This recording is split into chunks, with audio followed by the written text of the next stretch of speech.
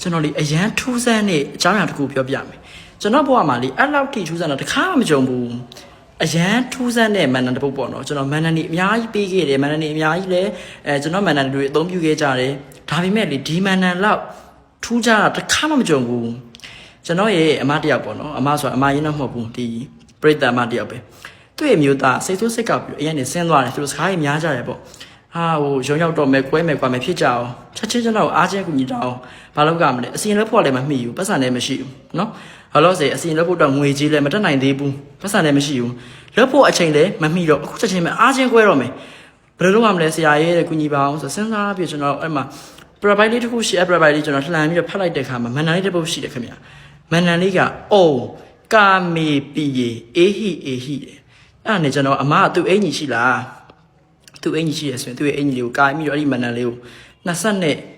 9ခေါက်တီရွတ်လိုက်ရွတ်ပြီးတော့ကဲယောက်ျားရေးစိတ်ဆိုးမြန်ပြေးပါတော့စသဖြင့်ပေါ့နော်ကိုဒီကိုပြောစရာရှိတာကိုပြောကိုပြောတတ်တယ်လို့ပြောကိုလိုချင်တာဆွတောင်းနော်အင်ကြီးမရှိလဲ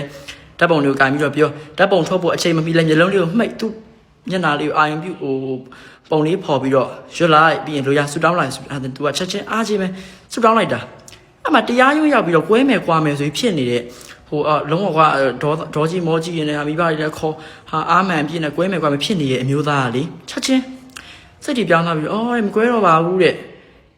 ဟိုဘယ်လိုခေါ်မလဲ तू မှားတယ်ပေါ့နော် तू မှားသွားပါတယ်တကယ်တော့မှားတာအဲ့ဒီမှားတာတကယ်တော့မန်နေရွတ်ပြီးတော့ဆူတောင်းတဲ့ခါမှာတစ်ဖက်ကအမျိုးသားစိတ်တွေချက်ချင်းပြောင်းလဲသွားတာ तू မှားသွားပါတယ်ပေါ့လူကြီးမိဘတွေရှိမှဟိုအဲ့ခုနမိဘတွေလည်း तू တောင်းမှန်တယ်ကြတော့တယ် तू မိမတို့လည်း तू ပြန်ချော့တယ်တောင်းမှန်တယ်ဆိုတော့ကျွန်တော်ကမှဒီတစ်ခါမှဒီအဲ့လောက်ဒီအကျိုးပေးမြန်တဲ့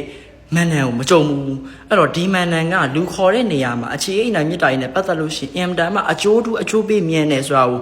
သိလိုက်ရတဲ့အတွက်အရန်ကိုထူးဆန်းတယ်အော်ဒီမန်နန်လေးကိုအမှုမဲ့ပဲနေတာကွယ်အဲ့ဒီစာထဲမှာရေးမှတ်ထားတာတော့ရှိရဲ